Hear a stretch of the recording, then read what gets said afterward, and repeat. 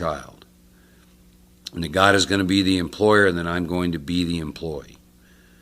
And that if I'll sincerely take this position, if I'm willing to make this decision and follow through with the work, that all sorts of remarkable things will happen. I will become less and less interested in myself and more interested in my fellow human beings. I'll receive guidance and direction and power in every single area of my life. So Heavenly Father, our Creator, let us sit in the next minute or so and sit with this decision if we want to do this, to take this incredible leap of faith into the unknown, if you will. Help us to understand what's behind us if we don't. And at the end of that, those who care to join me in the third step prayer.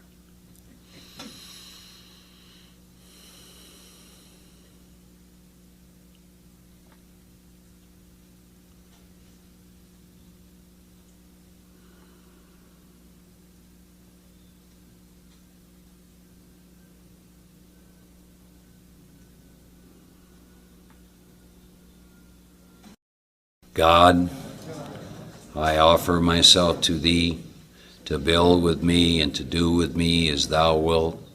Relieve me of the bondage of self, that I may better do Thy will.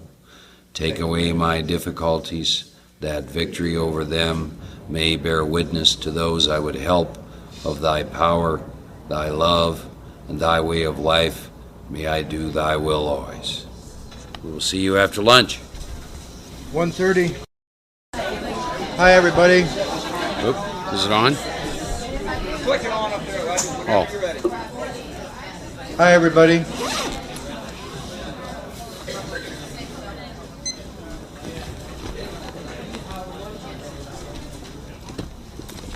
Could we have a few moments of silence? And then I would like to read the original third step prayer used by Dr. Bob with Clarence Snyder.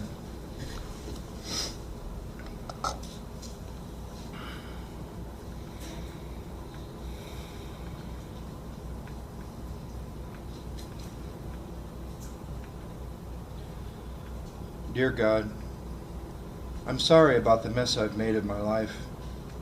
I want to turn away from all the wrong things I've ever done and all the wrong things I've ever been. Please forgive me for it all. I know you have the power to change my life and can turn me into a winner. Thank you, God, for getting my attention long enough to interest me in trying it your way. God, please take over the management of my life and everything about me.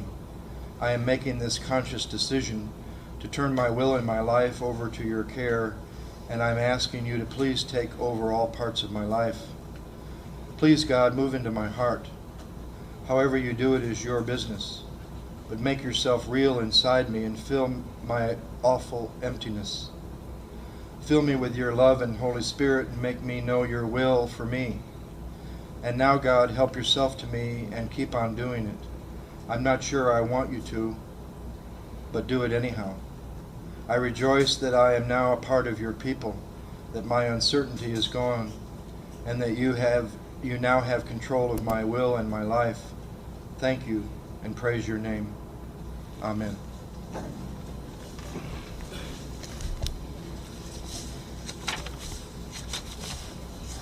Another thing that I read that had a deep effect on me was this.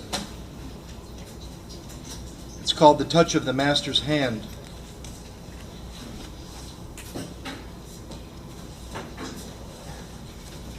It was battered and dusty, and the auctioneer thought it was scarcely worth his while to waste his time with this old violin. But he held it up with a smile and said, "What is my bid, good people?" he cried. "Who starts the bidding for me? $1, $1. Do I hear $2? Who makes it $3? $3 once, $3 twice, going for $3. But no, from the back of the room, far back, a gray-bearded man came forward and picked up the violin with the bow, wiped off the dust from the old violin, tightened up the strings. He played a melody so pure and sweet, it sounded like a song from an angel. The music ceased, and the auctioneer, with a voice that was quite quiet and low, said, "What now am I bid for this old violin?" as he held it up aloft with its bow. 1,000, 1,000. Do I hear 2, 2,000? Who makes it 3? 3,000 once, 3,000 twice. Going, going, gone, he said. The audience cheered, but some of them cried, "We don't understand. What changed its worth?" Swift came the reply, "The touch of the Master's hand." And many a man, life out of tune, all battered and dusty with bourbon and gin, is auctioned cheap to the thoughtless crowd, much like the old violin.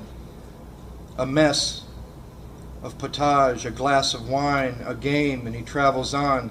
He's going once, he's going twice, he's going, almost gone. But the Master comes, and the foolish crowd never can quite understand the worth of a soul, the change that is brought by the touch of the Master's hand. Mark usually reads this, but I think it's appropriate, about the donkey and the summit, that we're all headed toward the same place. It says some places in this world are very hard to climb. People use animals, such as a donkey. Each person can only ride one. Each animal might have a different name. The riders go up the trail in different directions, in different orders, and as they go up to the summit, they discuss their varying opinions about their experiences. They might even have conflicting opinions. One traveler may think the trip thrilling. Another may find it terrifying. A third may find it boring. But once they reach the summit, all the travelers stand in the same place. Each of them has the same chance to view the same vista from the summit. The donkeys are put to rest and graze. They're not needed anymore. We all travel the path, the way. The donkeys are the various doctrines or religions that each of us embrace. What does it matter which doctrine we embrace as long as it leads us to the summit? Your donkey might be a Zen donkey. Mine might be a Tao donkey. There's Christian donkeys, Islamic donkeys, Jewish donkeys, even agnostic donkeys. All lead to the same place. Why poke fun at others over the name of their donkey? Aren't you riding one yourself? We should put aside both the donkey and our intern experience once we arrive at the summit. What got us there doesn't matter. Whether we climbed in suffering or joy is immaterial. We're all there. All religions have different names for the ways of getting to the holy summit. Once we reach the summit, though, we no longer need names. We can experience all things directly. I was 17 years sober. I was 3 years in India. I went to India when I was 14. And I thought I knew a lot about God and that I had gotten more interested in consciousness rather than conception. And that was a question that was asked to me many years before I went to India. And the question was, are you more interested in conception or consciousness? Is the consciousness of the presence of God the most important fact in your life? Or are you still stuck in conception? And I would have said to you that I didn't have much left of names or conception, and that I hadn't really thought about my own conception for quite a while. This guy came to my house and he said, "We have to go to this thing today. You're going to hear one of the greatest talks you've ever heard about God." And I said, "Well, I've heard some pretty great people talk about God." He said, "Well, this will be really interesting." So we went to this temple, and here's this Indian-looking guru with long hair, and he's sitting, and he's got robes on. And we sat for a little while in silence, and he opens his eyes, and the first thing he says is, "There is no God." And I thought to myself, I thought I was here to hear a talk about God. He says, "There is no God, but I'm not an agnostic." And my mind couldn't comprehend somebody saying, "There is no God, but I'm not an agnostic." He said, "I'm also not an atheist." He said, "I'm also not a theist, but there is no God." And my mind started, right? Like some of yours is right now. My mind started. What in the world is he talking about? There is no God, but I'm not an atheist. And he started into this thing about a car. And then I really got lost. He said, "Take the tires off. Is it still a car? Pull the doors off. Is it still a car? When is it no longer a car?" And I really didn't know where he was going with it. My mind was just... And then he did it with the human body. Pull the arms off. Still human? Pull the legs off. When is it no longer human? Then he said, "Take a pure, innocent little baby filled with bliss and joy and love." And then he went to this idea that we've all heard before. It's a philosophical idea that the whole is the sum of the parts.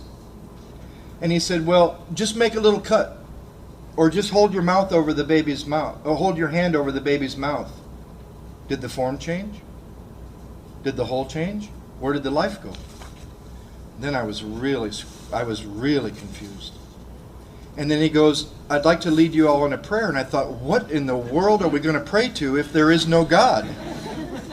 And he goes, let's pray to relieve God of the bondage. And I thought, what? Because we've always prayed for us to be relieved of the bondage of self. He said, no, let me repeat myself. He said, let's pray to relieve God of the bondage of the personalities that we've imposed on it. Quit calling a verb a noun. There is no God, but there is nothing but godliness. And my conception blew apart. There is no God. Once you put a name on it, there is no God, but there is nothing but godliness. Quit calling a verb a noun. And this was a man that at 14 years old won the National Debate Championship of India. And that wasn't among kids. It was among adults and scholars and gurus. And he won the National Debate Championship because he wanted to go to this certain college that whoever won the debate championship was going to be sent to. And he wanted to go to that college because there was a famous Indian scholar who taught a certain belief system. One of the sad things in our history is that people come back from India, even people that have written books, Westerners, and they'll say that they went to India and they saw that Hindus, worship so many different gods. And you talk to a real Hindu and they say, man, you missed the whole point. We believe in one God. And we use these different deities and these different statues to help you get free of attaching any personality to it. One statue might look like a woman. One might look like a man. One might look like an animal. They don't believe in these different gods. They don't worship these statues or deities. But they don't worship something that they've pinned one personality on. How could the creator of all personality? That's why I get sad when I hear this problem with gender in the big book. Him, her, pinning a personality on it is what I did. And that leads into something else I wanted to talk about, which is trust.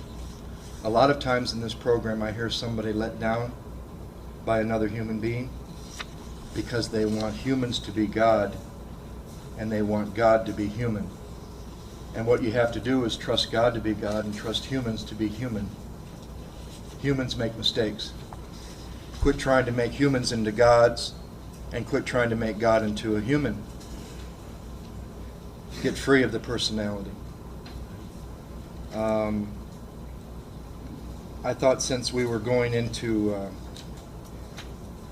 no, I'll save that for inventory. I wanted to also talk just for a minute about, you know how often we hear medical doctors and psychiatrists and people of religion put down in Alcoholics Anonymous? I think we need to remember that the entire program came from non-alcoholics, doctors, psychiatrists, and men and women of religion. The Oxford group gave us basically the first 6-step program. Used to be on page 292. I'm not sure where it is now, but there were 6 steps. The first one was complete deflation. They added to that, they expanded them. But if you really look at it, a doctor gave us the physical craving, in the doctor's opinion. A psychiatrist gave us the mental obsession, Carl Jung. Another doctor gave us the spiritual malady, what's hard to find now, but you can find it through Hazelton, the writings of Dr. Harry Thibault. What happens to the spirit in an alcoholic after having a spiritual awakening as a result of the steps, how the ego rebuilds. And the rest of the program came from a quite Christian religious program, the Oxford group. We need to remember that our whole program came from non-alcoholics, but the basis of the program happens one alcoholic with another, because we have that identification. Another thing,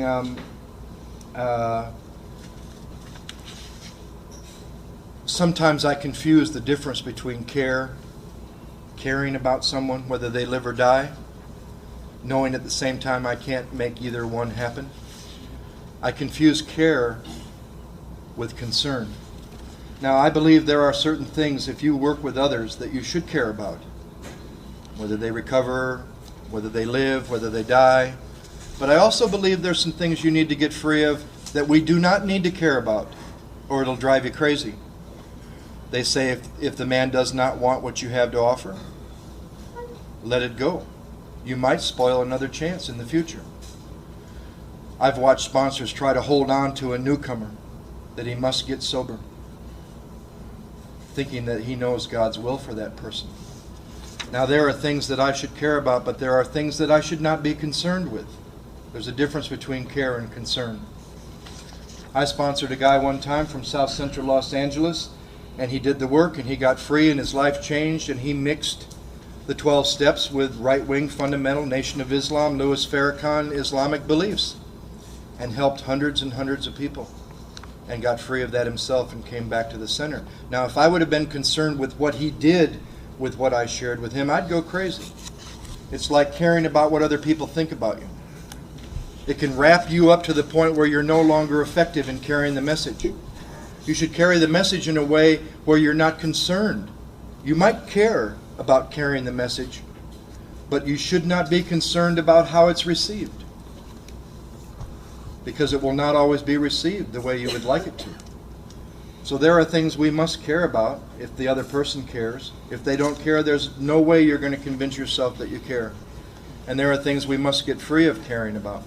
And that's our concern of what the results might be. Even with ourselves. It's good to focus on the fruit, but it's not good to do the work to get the fruit.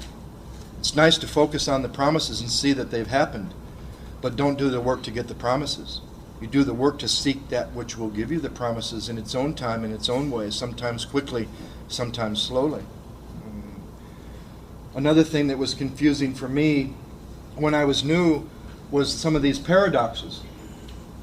You remember when you were new and they said things like, don't make any major decisions in the first year.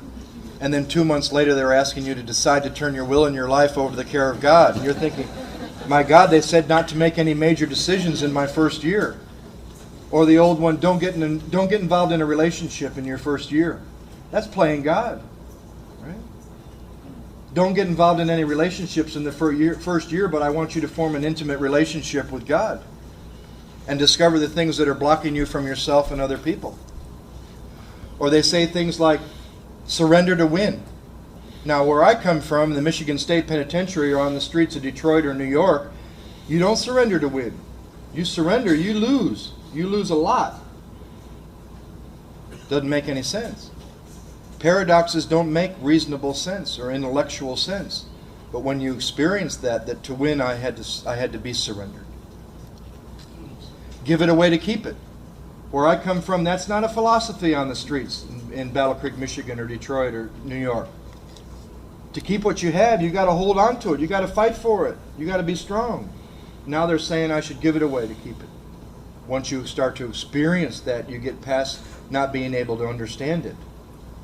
They say things like, how does hope come from hopelessness? The mind can't get around that.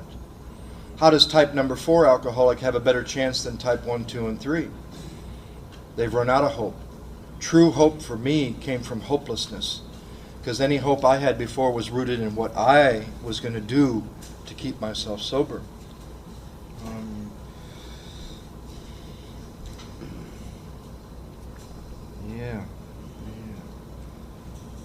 This is what Mark's going to talk about in The Theater of the Lie.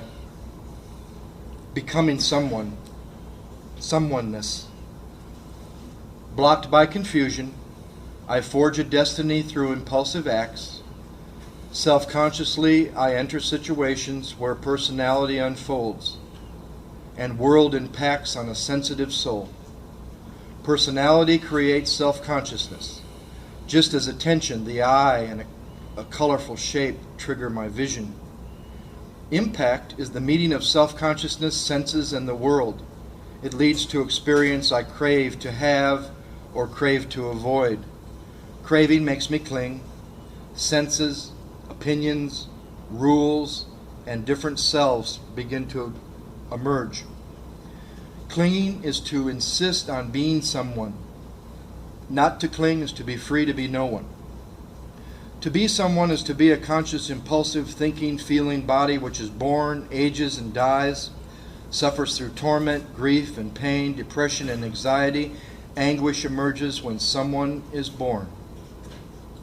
I am. All through the inventory. Impulsive acts are the root of life. Fools are impulsive. The wise see things as they are. When confusion stops through insight, impulsive acts cease. Stop this, and that will not happen. Anguish will end.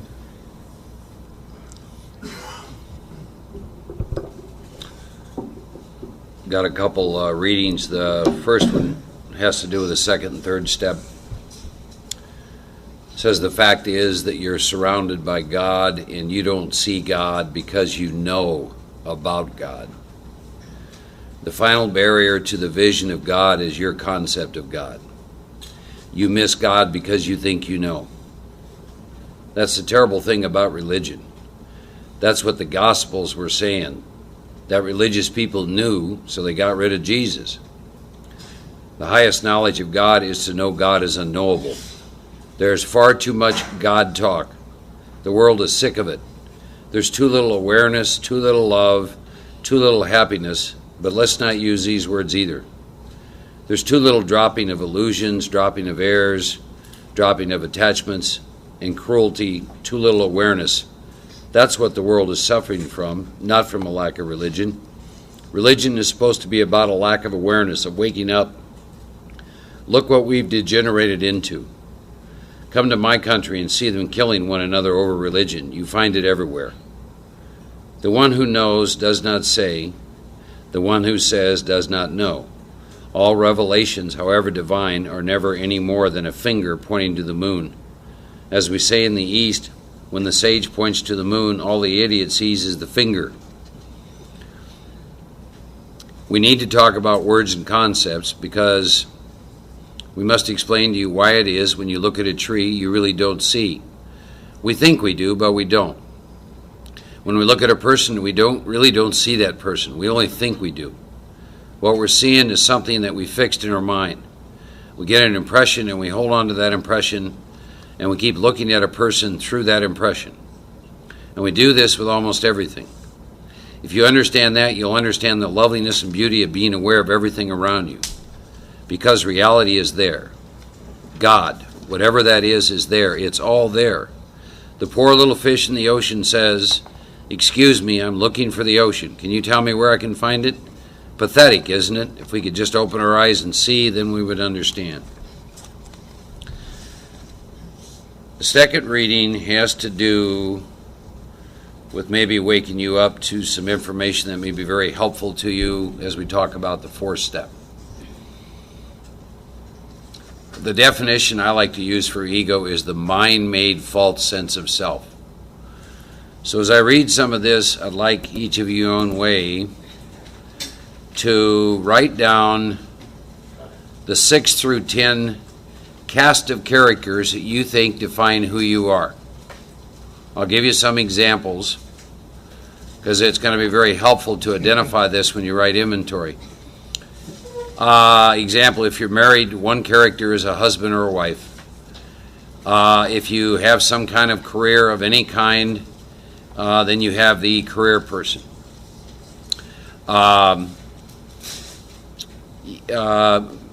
You've got to, if you're a woman, you've got a sex goddess. If you're a man, you got Romeo. You've got, trust me, Romeo has a whole different agenda than the husband. If you, money should be in there. I am my money. That's always another character that we think defines who we are. As I mentioned, most men have a Rambo, women have a Xena. If you're a parent, you've got a mother. You think that defines you. If your parents are still living, you've got a son or a daughter. You think that defines you. Brothers or sisters. Most people have 8 to 10 mind-made false senses of who they are. I was talking to a lady on the break, and she's into a major meltdown, and the reason is everything that she thought she defined her in the last month has been taken from her. So she's going through intense suffering. It's that old perennial question in AA, we don't know who we are. You know, when I came into AA, I was on a pink cloud. You know why? I drank up every identity I had. There was no job. There was nothing. It was all gone. Everything that I would have thought defined me, that leads to my insanity and fears, I drank it all up. Tell you when the pink cloud in AA goes, it goes when you start taking on new identities. Because like you get a job now. And then there's money, and then there's a car, and then there's a boyfriend or a girlfriend. And all of a sudden you've got more of this host of characters that you think define who you are. Going to be important to understand that, because the big book says, number one, resentment is the number one offender. Having worked a lot with people that relapse, there isn't a single time that I haven't been able to find a chronic relapser who isn't buried in resentments. And they drink every time behind resentments. The resentments come from this host of characters who in some way were hurt, threatened, or interfered with. Another line in the big book, in that state, in the course of a day when you're awake, you've got these 6, 8, 10 characters that you think define who you are. You shift from one to the other all day long. You are completely oblivious to it. They all have different agendas, different roles, different scripts. And the book says, in that state, the wrongdoing of others, fancy real, has the power to kill. So we're going to talk about that. I'm going to show you why resentment is the number one offender. I'm going to show you why we spend so much time in pain and suffering. But I want to read this. It's called Stripping Down to the I. He says, I suggest another exercise now. Would you please write down to a piece of paper any brief way you would describe yourself? For example, businessman, priest, human being, Catholic, Jew, male, female, married, single, mother, etc. Some write, I notice, things like fruitful, searching pilgrim, competent, alive, impatient, centered, flexible, lover, member of the human race. This is the fruit, I trust, of observing yourself as if you were watching another person. But notice that you've got I observing me. See, have you ever made a statement to yourself, I can't stand myself? You ever made that statement? Every drunk I know has ever made that statement, right? If you made that statement, it's because you think there's two of you. The I and the me. What if one of them isn't real? And the one that's not real is the one we're going to look at in inventory. So you've got the I observing me. This is an interesting phenomenon that has never ceased to cause wonder to philosophers, mystics, psychologists, that the I can observe me. It would seem animals are not able to do this at all. It would seem that one needs a certain amount of intelligence to be able to do this. What I'm going to give you now is not metaphysics and it's not philosophy. It's plain observation and common sense. The great mystics of the East are really referring to the I and not to the me. As a matter of fact, some of these mystics tell us that we begin first with things, with an awareness of things. Then we move on to an awareness of thoughts. That's the me. Finally, we get to awareness of the thinker. So things, thoughts, thinker. What we're really searching for is the thinker. Can the thinker know himself? Can I know what I is? Some of these mystics reply, can the knife cut itself? Can the tooth bite itself?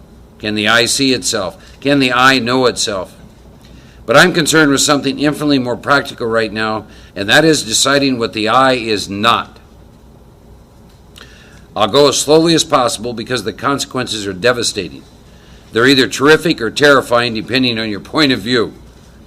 So listen to this. Am I my thoughts, the thoughts that I am thinking? No. Thoughts come and go. I am not my thoughts. Am I my body? They tell us that millions of cells in our body are changed or renewed every minute. So by the end of 7 years, we don't have a single living cell in our body that was there 7 years ago. Cells come and go, cells arise and die. But I seems to persist. So am I my body? Evidently not. I is something other and more than the body. You might say that the body is part of I, but it's a changing part. It keeps moving, it keeps changing. We have the same name for it, but it constantly changes. Just as we have the same name for Niagara Falls, but Niagara Falls is constituted by water, it's constantly changing. We use the same name for an ever-changing reality. How about my name? Is I my name? Evidently not. because I can change my name without changing the I.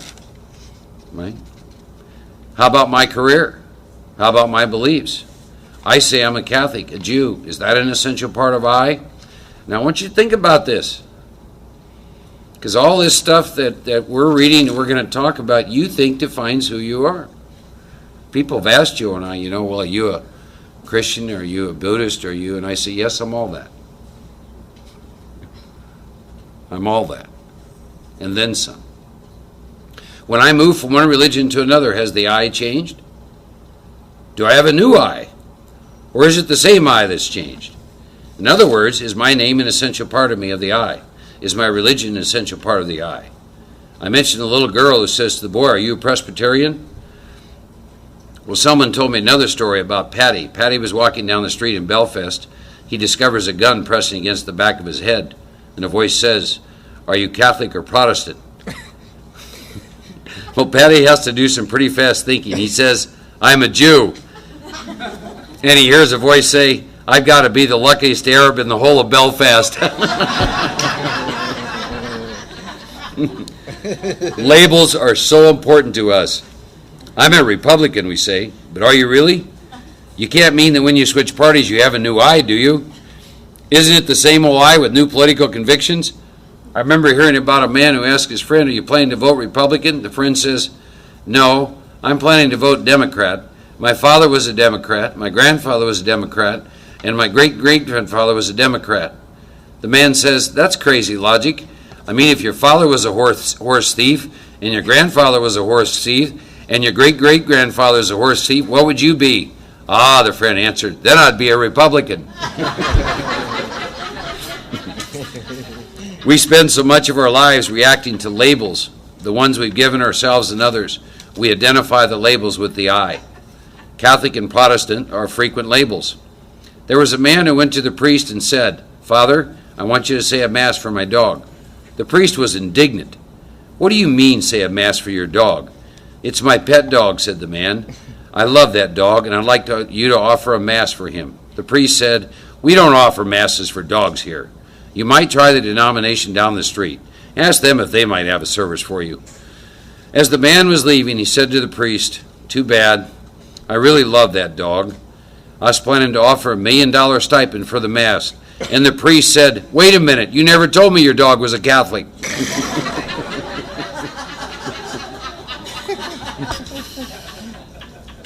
When you're caught up in labels, what value do these labels have as far as the I is concerned?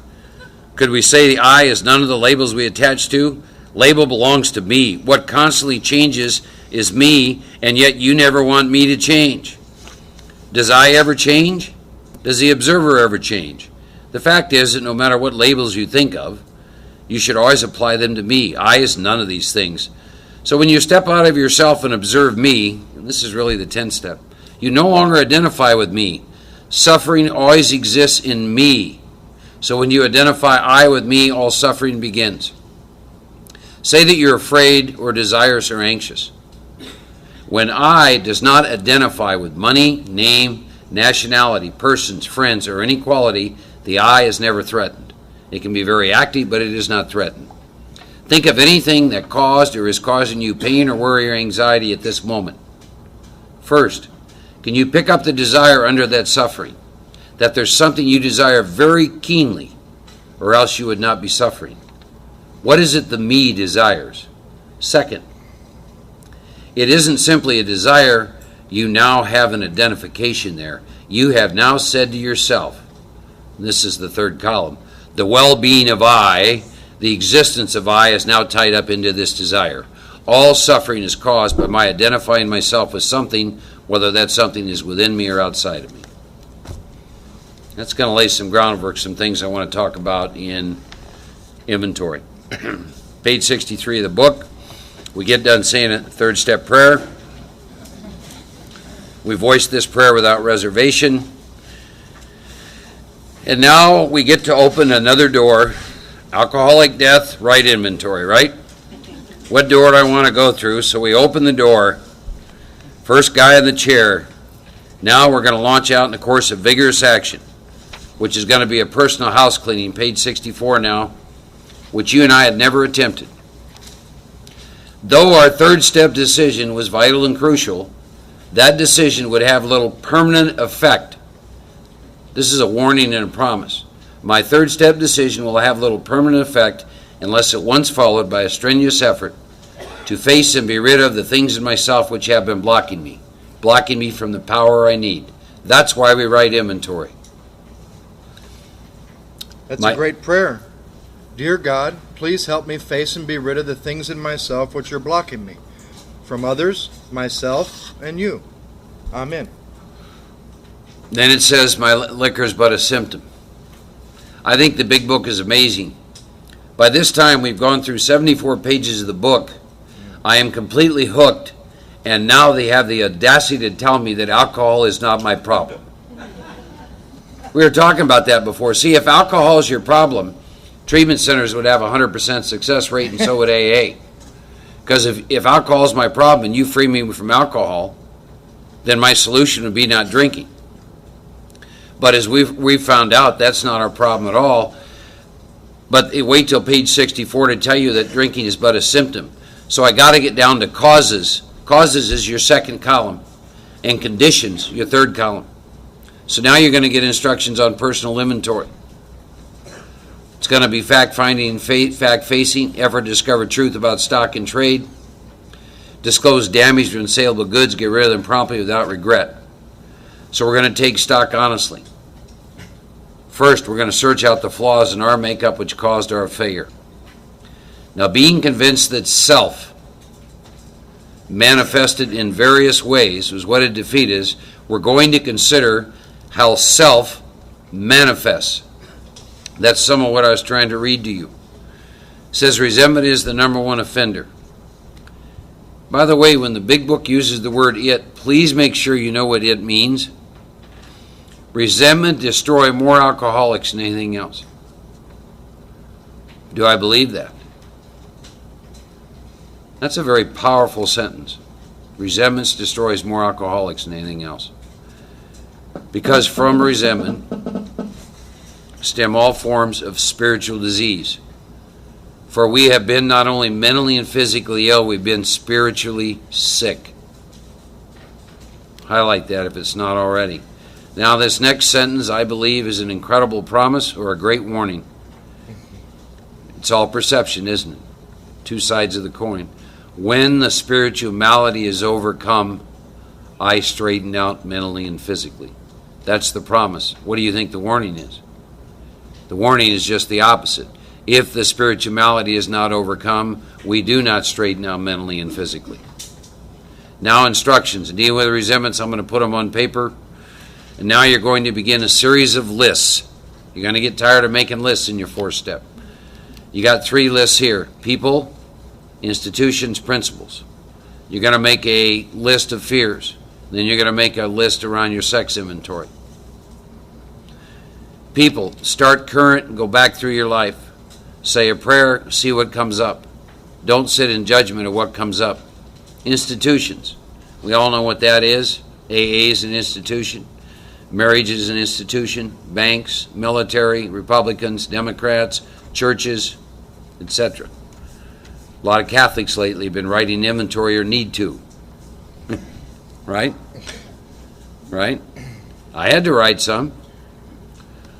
That was an interesting inventory, by the way. Very interesting. Principles. You all understand what principles are? When Joe and I first came to the work, we didn't have very many on our list because we didn't have very many. Principles, I mean. So you're going to have 3 lists. You're going to get done with the list. You'll notice also at this point in time, the book gives you instructions 1 sentence at a time. So I believe there's spiritual virtue in following instructions. So you're going to do first column 1, list of people, institutions, and principles, period. Finish all that. Take the first name on the list. Let's say it's her. Her name in column 1. Column 2, it says, we ask ourselves why we were angry. Period. Stop. Right. Finish all of your column 2. If you have 50 people, 10 institutions, you're going to finish all of your second column on all of those 50 names, 10 institutions, and 5 principles. You're going to list column 2, why we were angry. You will also find it's much easier to write if you'll write down instead of across. The instructions have you write down, particularly if it's your first inventory, because most of the time those are fairly long. I had to write inventory for a while because before I could shift my consciousness to go columns 1, 2, 3, and then 4. There are states of consciousness. When you're in the first column, be in the first column. It's not a pleasant time. Second column, be in the second column. You'll feel a shift. Third column, you're in a different state of consciousness. These are lines of power. To go across was very hard. For my first inventory, I couldn't write the fourth column. Couldn't get to it. I had no first 3-step experience with the first 3 steps. Marie, about the third column. My experience in the second column is be specific, be truthful, be succinct, be direct. Let me give you an example. Working with a guy, column 1, he resented his father. Column 2, he writes, he was never there for me. I said, could you explain that? He said, well, yeah, there were 5 kids and he worked a lot, so he's gone a lot. And I said, then write that. Because what you write in the third and fourth column out through the 9th step is predicated on what you write in the second column. So it needs to be truthful. It needs to be specific, probably needs to be bulleted without some huge... You know how we love to explain everything? Right? I mean, alcoholics, the simplest questions. I do a 1-hour lecture at the treatment center I work at on saying yes and no. A 1-hour lecture on how you say yes or no if you're an alcoholic or an addict. Here's why. We have been dishonest for so long that the simplest question embodies a philosophical stream of verbiage. You know, like, are you married? Well on one level, spiritually. Yeah. Do you have any children? Just, do you have a sponsor? Just unbelievable, right? Do you have a job? You know, have you made amends? This is the truth. I do an hour lecture on how to say yes or no. Okay? And then, of course, they have to practice. And we have to coach, you know, which is, no, that's a yes or no. Are you hungry? See, it's amazing stuff. So, but I want to talk about this third. What do you mean by hunger? Yeah. Or it's like, well, could we talk a little bit more about what alcoholic death means? You know, stuff like that. I mean, check this out. Just watch. Watch how we talk to each other. So, you know, are you going to the meeting? 15 minutes later, you've heard about what happened from the time they got up to where they are now, and they still haven't answered your question. Right? You know, we wonder why we go to bed exhausted at night. We would all live 10 years longer if we could just get yes or no down. You know how much breath we waste in all those. Here's the other thing about drunks. Joe and I gave up years ago waiting for you to finish sentences because you never do. See, and normal people that are conversationally know how to do that. They'll pause. They'll draw a breath. Not drunks. And you're waiting. And you're waiting. I had a guy say to me one time, a guy sponsored, fairly new, he said, Mark, do I have like body odor or something? And I go, no, I've never experienced that. Why? And he proceeded to tell me about 3 conversations he got in where he never got a word, and each one of them was about a half hour, and he thought there was something wrong with him. I said, no, there's nothing wrong with you. You're dealing with self-obsessed people. Or you're at a speaker meeting, the speaker gets up and says, I really don't have much to share tonight. And you go, oh, man. Or they go, I'm not going to talk much about my drunk-a-log, but 55 minutes later, you want them to get sober worse than their own family did. And you're thirsty. So, second column, be specific. Third column, we're going to talk about 7 areas of self that are hurt, threatened, or interfered with. And those areas of self are going to be self-esteem. If you want to make any notes, what you might want to make around the word self-esteem I like to, in terms of self-esteem, that's how I see or feel about myself. And we use what I call lead-in words because we do a lot of writing in our third column. We don't just write the word. And there's some words we use to do that. Under self-esteem, we use the words I am, and then we're going to follow that with some things. The next area of self that's hurt, threatened, or interfered with is pride. Pride is how others see you. And the way we begin that is, no one should fill in the blank. Example, let's say that I resent her. Column 2 is she left me. So under self-esteem, pride, no one should see my girlfriend leave me. You see how that looks? Okay. Ambition is defined as what you want. The words we use to work with that are I want, fill in the blank. The next area that is hurt, threatened, or interfered with is your security. Security is I need, fill in the blank, to be okay.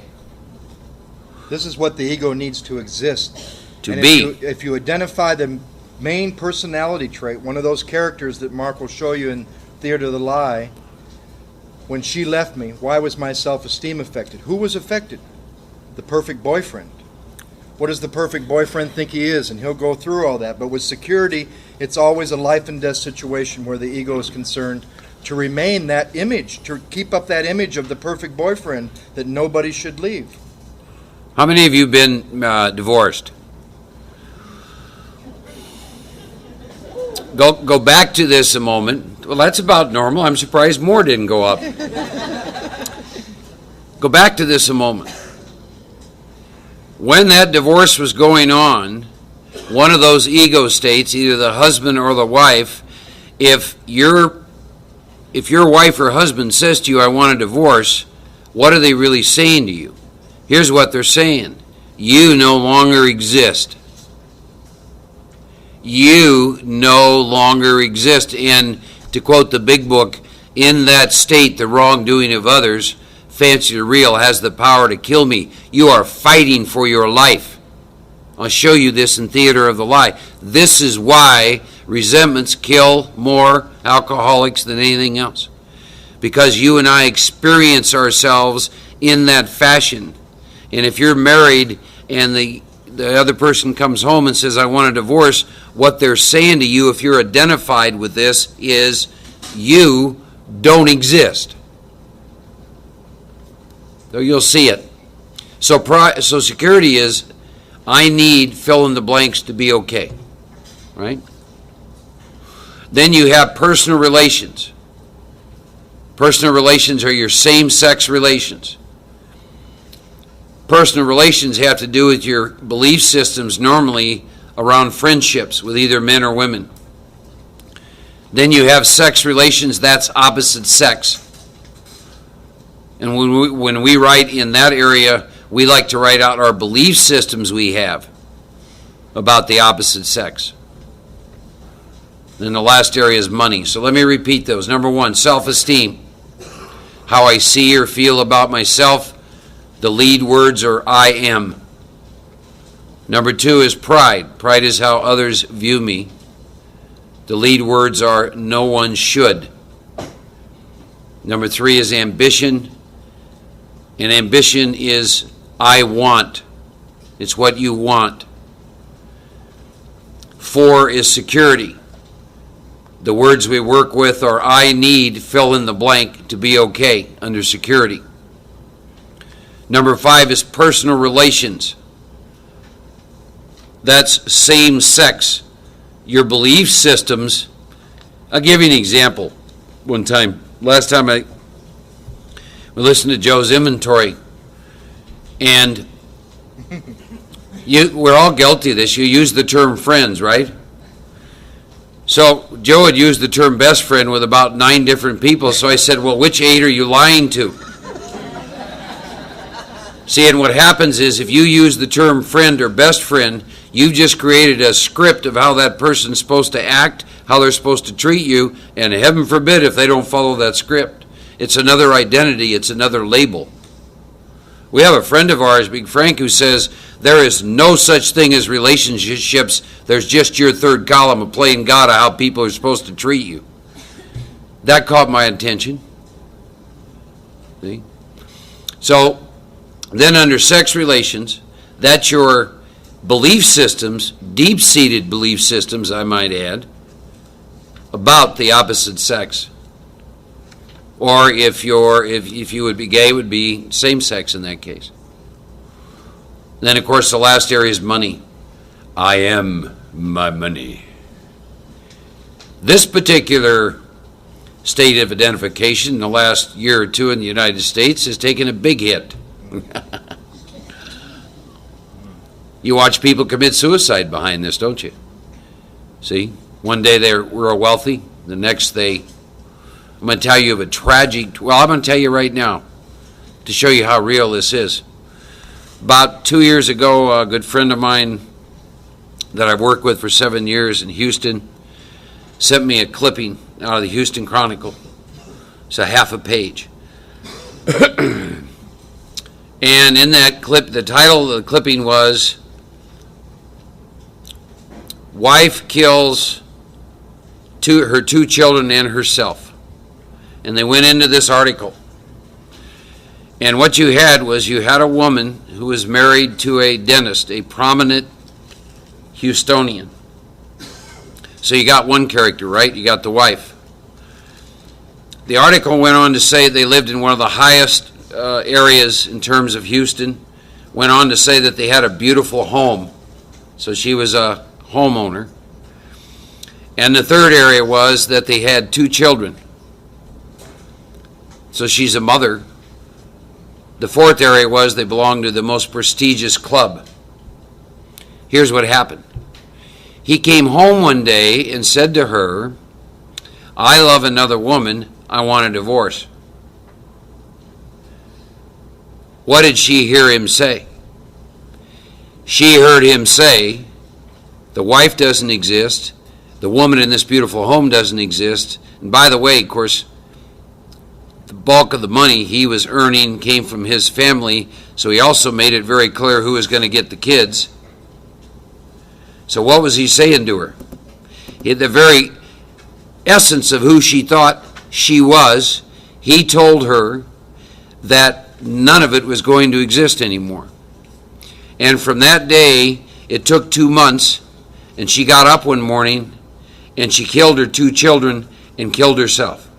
And the article went on to say that she was a loving wife and a devoted mother and kept a beautiful home and was involved in the club. If you don't think this stuff isn't real, you look at your own life.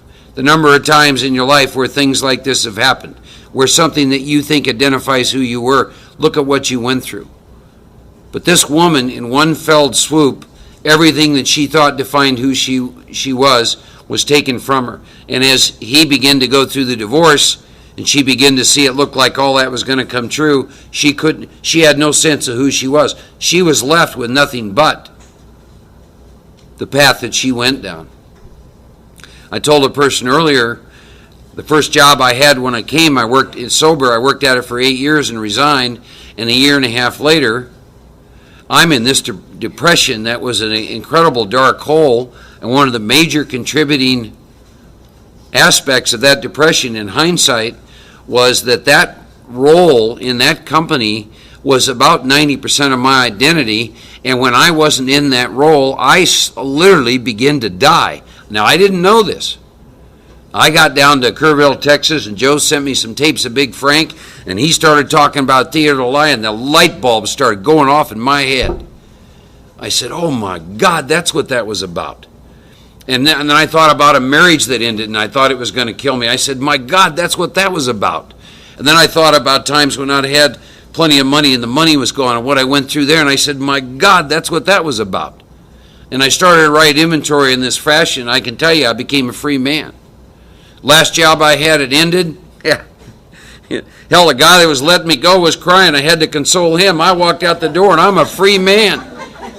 Man, I'm not attached to anything or anybody except the moment in God. I live in a world of impermanence. You see the danger of attaching to anything and letting it identify who you are? See, I told you, Joe and I, probably be 2 years or a lot longer before we ever do this again. Is that a problem? No! Why? We're not attached to it. We come and speaking arises. We're not attached to it. Our attachments have almost killed us. Thank God we were shown how to write inventory in this fashion, to pull us free from that. To then be in the world, like the big book says, to play the role that God has assigned, but realize I'm not the role. Realize it's a one-act play. So we're kind of setting this all up to give you some idea how we work with inventory and how we write inventory. I'm going to have Joe make a few more comments, and then maybe we'll We have 20 minutes before we take a break. We'd like to go through the instructions for all the inventories, all 3 inventories, take a break, come back and have Mark do Theater of the Lie.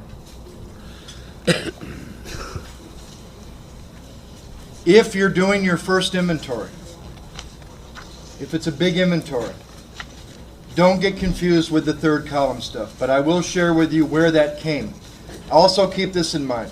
I find sometimes that people who are into the big book sometimes become so attached to the word, they forget that at the end of the 164 pages, our founders said they realized they only know a little and that more would be revealed constantly to you and to us. So where did this writing the 3rd column come from? Some of our heroes from Denver who've been doing the work 35, 40 years came to a line after the 3rd column example at the bottom of page 65, which says, "We went back through our lives. Nothing counted but thoroughness and honesty. When we were finished, we considered it carefully." Now, they've only covered the first 3 columns, and these people knew that the 4th column instructions were 2 pages away on 67.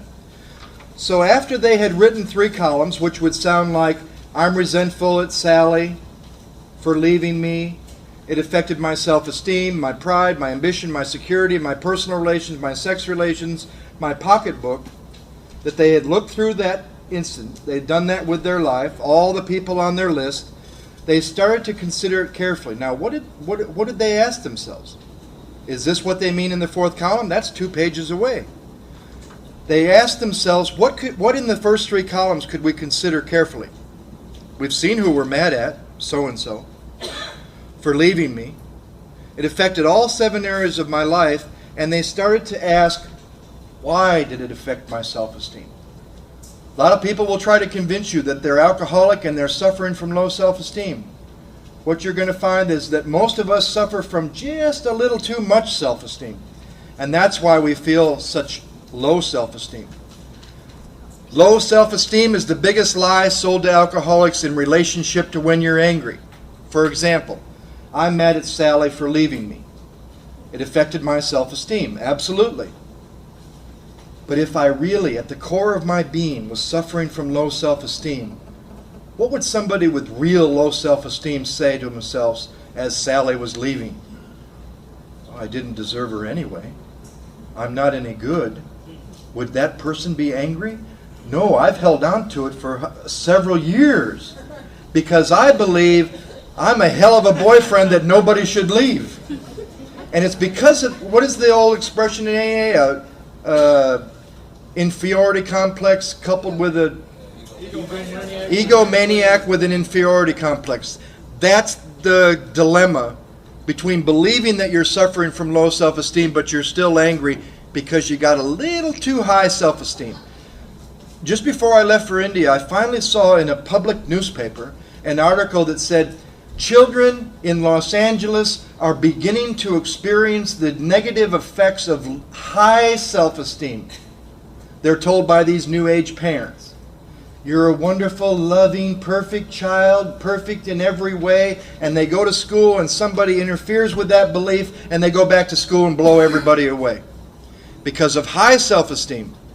Now, that doesn't mean you and I don't know what it feels like to suffer from low self-esteem, but I believe low self-esteem is an absolute necessity when you have these beliefs that are a little bit too high. Because I'm mad at Sally for leaving me. Me who? Me who? Well, the perfect boyfriend. Mr. AA. Right? Pride. No one should see her leaving me. Why? I'm Mr. AA. I'm a perfect boyfriend. I want her to stay no matter what I do. Ambition. Pride. Security. Here's the biggest lie of all. The third column is not the truth. It's the lies your ego are trying to tell you are true. It's the truth about the lie in the third column. Security. I need her to stay to exist. Without her, I am nothing. Who's nothing? The perfect boyfriend could no longer exist if she leaves. Right? You'll get the feel of that when he does the theater of the lie. Also remember that up to page 64, the line that's